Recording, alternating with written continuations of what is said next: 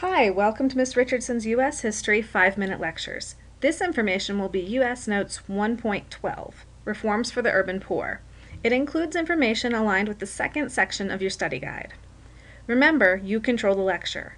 Pause the video if you need, write down your questions, and rewatch as often as you need. And of course, use your study guide to help you take notes. Let's get started.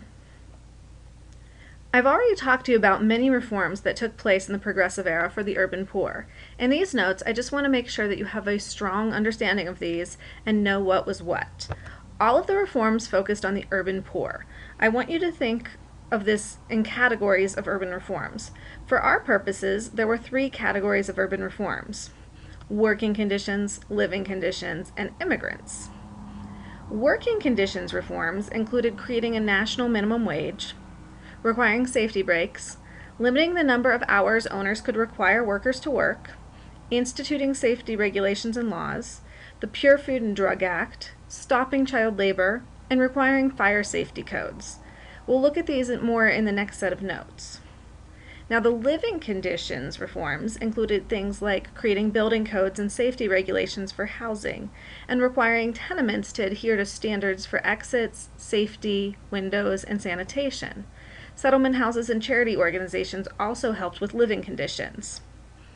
Immigrant reforms included things like the Chinese Exclusion Act, which was passed by nativists, quotas on immigration from what we will call undesirable areas of the world, and settlement houses, the YMCA, and other organizations that helped immigrants assimilate to American ways of life.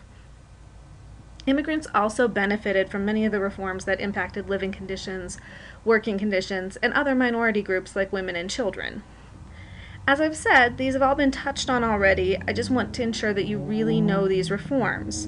Our next few sets of notes cover specific reforms in specific areas like workplaces, women, African Americans, things like that. Make sure you're familiar with all the reforms as we move forward. This is the end of Notes 1.12.